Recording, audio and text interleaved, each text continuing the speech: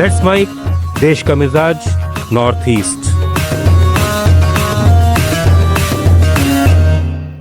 Let's mic देश का मिजाज खबरें उत्तर पूर्व से। असम के मुख्यमंत्री हिमंता बिस्वा शर्मा ने गुवाहाटी में एक प्रेस कॉन्फ्रेंस में ऐलान किया कि राज्य सरकार मौजूदा वित्त वर्ष में एक जिला एक उत्पाद योजना को बढ़ावा देगी। उन्होंने कहा कि ये योजना स्थानीय हस्तशिल्प और कृषि उत्पादों को राष्ट्रीय और अंतर्राष्ट्रीय बाजारों तक पहुंचाएगी। विपक्षी कांग्रेस ने इसे चुनावी जुमला बताया और कहा कि पहले की योजनाओं का हिसाब दे सरकार। शिवसागर जिले में 17 जून को ओएनजीसी के एक तेल कुएं में गैस रिसाव की घटना का असर इलाके में अब भी जारी है। स्थानीय लोग प्रदर्शन कर मुआवजा बढ़ाने की मांग कर रहे हैं। सरकार ने इस हादसे से प्रभावित 350 परिवारों के लिए 25-25 हजार रुपए की आर्थिक मदद का ऐलान किया है। प्रदूषण नियंत्रण बोर्ड का कहना है कि हवा में प्रदूषण अब नियंत्रण में है, लेकिन स्थिति पर नजर रखी जा रही है। असम में भारी बारिश का खतरा मंडरा रहा है। मौसम विभाग ने 19 जून तक के लिए रेड अलर्ट जारी किया है। इस दौरान अत्यधिक भारी बारिश, तूफान और बिजली गिरने की चेतावनी दी गई है। कई जिलों में स्कूल बंद कर दिए गए हैं। भूस्खलन संभावित इलाकों के लोगों को सुरक्षित स्थानों पर जाने को कहा गया है। मणिपुर के 5 जिलों इम्फाल पश्चिम, इम्फाल पूर्व, थौबल, बिष्णुपुर और काकचिंग में कर्फ्यू और नेटबंदी अभी जारी है। कर्फ्यू में हालांकि सुबह 5 से शाम 5 बजे तक ढील दी जा रही है। इंटरनेट पूरी तरह बंद है। इस बीच मंगलवार को इम्फाल में फिर प्रदर्शन हुए तो पुलिस ने आंसू गैस छोड़ी। ये सब अरामबाई तेंगोल के एक नेता की गिरफ्तारी के बाद भड़की हिंसा के कारण हो रहा है। लोग नेटबंदी से परेशान हैं क्योंकि इससे उनके काम और पढ़ाई प्रभावित हो रहे हैं। इस बीच इम्फाल में पुलिस ने एक दिव्यांग व्यक्ति चेसम अब्दुल कादिर की हत्या के मामले में 9 लोगों को गिरफ्तार किया है। इनमें अरम्बाई तेंगोल के 6 लोग शामिल हैं। 29 साल के कादिर मैतेई पंगल समुदाय के थे और 11 जून से लापता थे।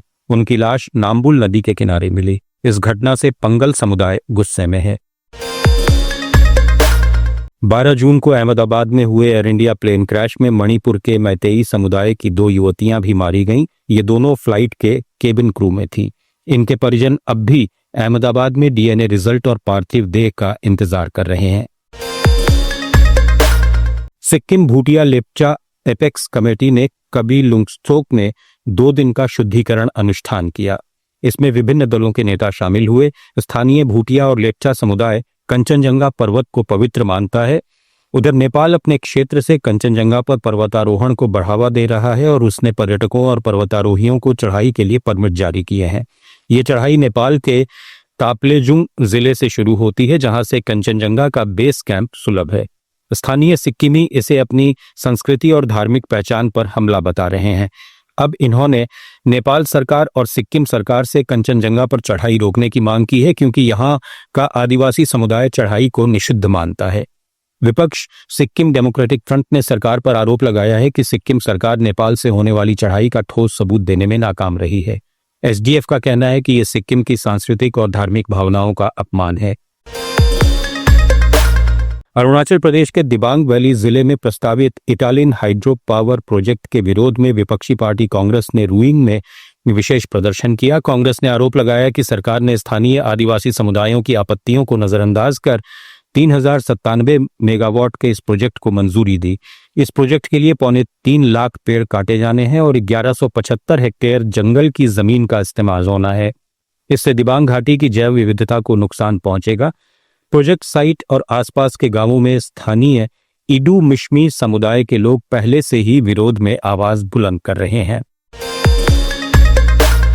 इधर अरुणाचल प्रदेश सरकार तमाम विरोध दरकिनार कर 2025 से 2035 तक की अवधि को हाइड्रो पावर दशक घोषित कर चुकी है। इस दशक का लक्ष्य 58,000 मेगावाट बिजली उत्पादन करना है। 19 गीगावाट के प्रोजेक्ट्स पर काम शुरू हो चुका है, जिसमें 2 लाख करोड़ रुपए का निवेश होगा। इससे राज्य को 2035 से हर साल 4,525 करोड़ रुपए की आय होने की उम्मीद है।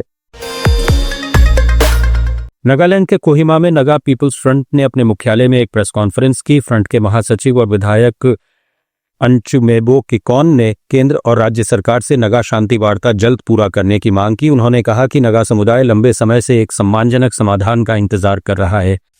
आप सुन रहे थे लेट्स माइक।